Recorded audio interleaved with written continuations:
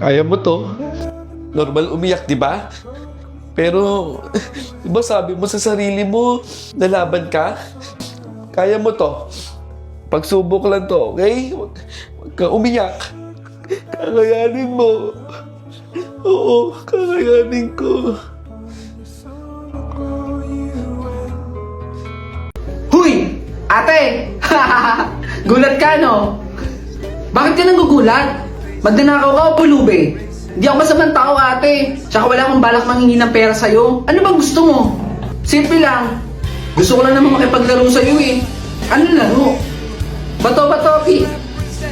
O sige, laro tayo. Kung sinong unang tatlong makakapuntos, siya ang mananalo.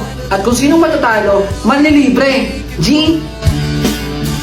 Sige ate, umpisahan na natin. O sige, simulan na natin ha. Bato, bato, pi!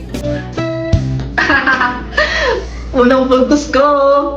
Nakapuntos ka lang. Isa pa. Bato, bato, pi! Pangalawa. Bato, bato, pi! Talo ka. Pagbibigyan kita. Bato, bato, pi! Pangatlo. Paano ba yan? Panalo ko. Talo ka. Nagdaya ka lang eh. Manilibre ka ngayon ate. O sige. Ano pa gusto mo? Kahit ano. Kahit soft drinks lang dyan ate. O sige. Bibili lang ako dito ha. Sige ate. Pero teka ate. Kapag ka nakita mo yung nanay ko dyan, na naglalakad, pasabi, mahal na mahal ko siya. Tsaka mag-ingat siya palagi ha. Ale, bakit po? Bakit po may bitbit kayong litrato? Tsaka yung mga kasama niyo po may bitbit na kandila. Death anniversary kasi ng anak ko. Patingin nga ako nung litrato. Ito siya. Kasi nawalan ng buhay yung anak ko. Habang naglalaro sila ng mga kaibigan niya, hindi na malayan ng anak ko na may paparating pala sa sasakyan. Nabundo siya ng sasakyan.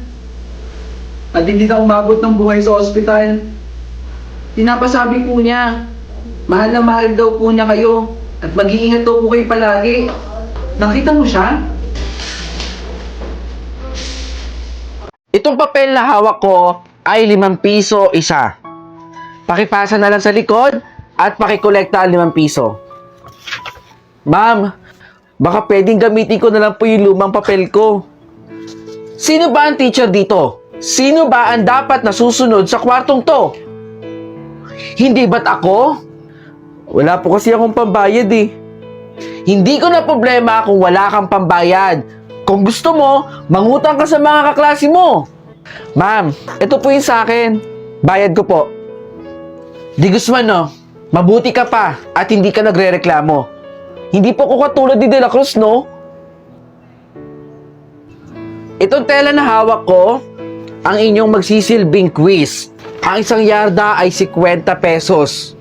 Dito ko malalaman kung meron kayong natututunan sa klase ko. Nicole, pakipasa. Tig isang yarda ha, 50 pesos. May reklamo? Wala, ma'am.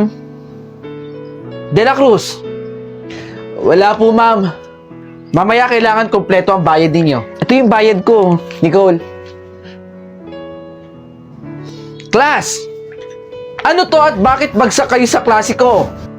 Wala ba kayo natutunan sa akin?